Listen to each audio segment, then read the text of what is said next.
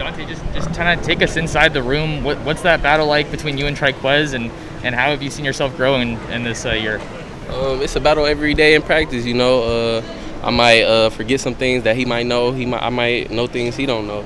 But, you know, we just go out and compete every day, and it's up from there, you feel me? I know your hamstring was a bit of an issue for you last year.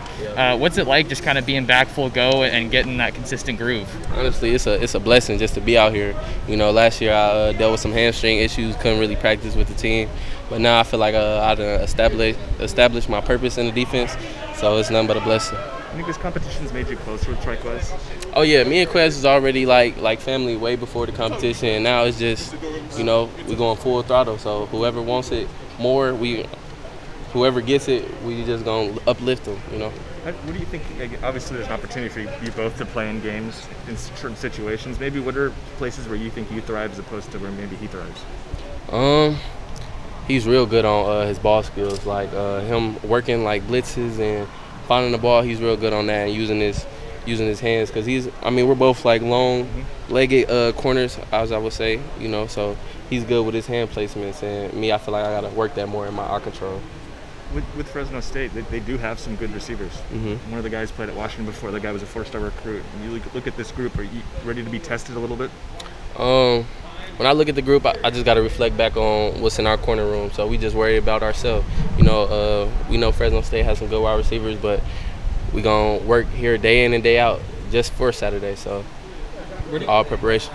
Sorry. Where do you think you kind of took the biggest step forward during camp? Where do you think you're most improved? Most improved, I feel like knowing the calls and just knowing my role, like in the defense, not just see ball, go get balls, but knowing why I'm finna do this or why I'm trapping, why I'm in cloud, you know. Yeah. Was that more difficult last year just because of the pandemic stuff? I wouldn't say it was different. More the injuries kind of held me back a little bit, so I really couldn't get in how I wanted to. When fall started, was your expectation that you might be in a competition battle going into the week, or did you kind of think that this would be decided by now? No, I feel like up into the game is whoever makes the least amount of mistakes. So, you know, you got to be on your 10 every time. How does that challenge you and maybe make you improve in practice, just knowing that there is a lot at stake sometimes? It just teaches me to play free, like with no mistakes. Don't play to make a mistake. Just be yourself and follow your coaching, and it's gonna go from the grass to the class. So.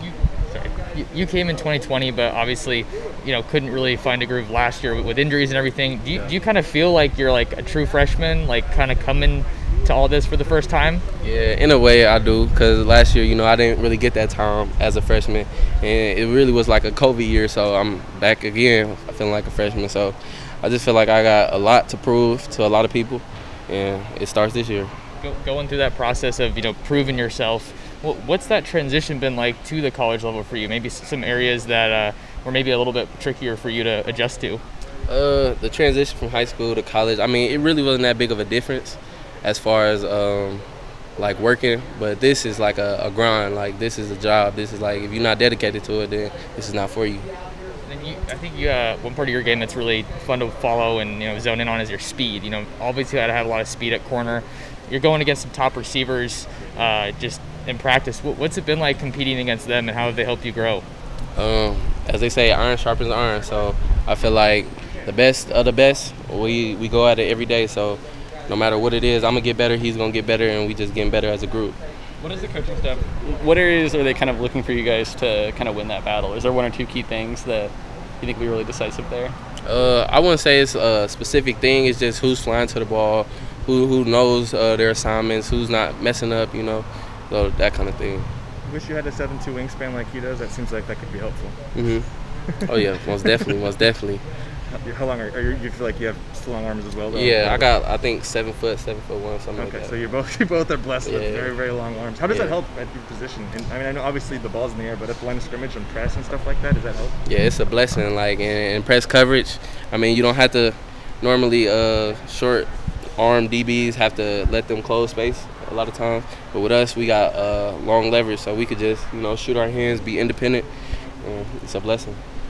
Sorry I came over late, but does it matter to you who starts? I mean, because you know you're both going to play. So is it a pride thing in terms of who gets it, or? Honestly, to me, it doesn't matter, because I know that we're both going to contribute to this team, and we got bigger eyes, bigger dreams. You know, we want to win this natty. Who's starting the first game is not really like something I'm finna talk about. You know. What have you seen from their receivers, particularly Cropper? I'm sure you guys will get matched up with him at different points. What have you seen from him? It's going to be a challenge for you, do you think? I feel like they wide receivers, they got some speed, they got some routes. A pretty good bunch, you feel me? But we just going to reflect in what we got here with the film we got and work it that way. Mikhail's obviously one of the more experienced guys in the room. So with that in mind, you guys being a younger group, what's Rod kind of focusing on and telling you guys he wants to see from you? Really, he just want to see us run to the ball, like just play free without making mistakes. You know, Kel is a vet, and some of the stuff we might mess up on, Kel direct us, and we'll get it cleaned up. But yeah, it's nothing really specific. First game with Coach DeRuiter as the defensive coordinator. You've had him in the spring game and with scrimmages and stuff. How does the defense feel? You know, do you guys feel comfortable with him like calling plays by now? Oh yeah. D-Red know what he talking about. He be dialing it up. So yeah, we blessed to have him. Kayvon was talking about how he kind of let you guys just kind of play free. What other aspects of his coaching do you like? Really just that play free part. Like it goes in a lot into that, you know, playing free, not trying to make a mistake or trying to impress coaches or trying to impress even players, but him allowing us to just play free for ourselves and for our teammates. That's all I could ask for. Last year was probably the last time in a really long time you didn't play a full season of football. What was that like, and what's your anticipation with a full season upcoming, and it looks like you're going to get to play it all? Last year, it was kind of bittersweet to me, you know, not being able to finish the season and contribute to the team wins and the team losses. But, I mean, this year, the key is just to stay healthy and make the biggest impact I can as a player, as a man, as an Oregon Duck to this program.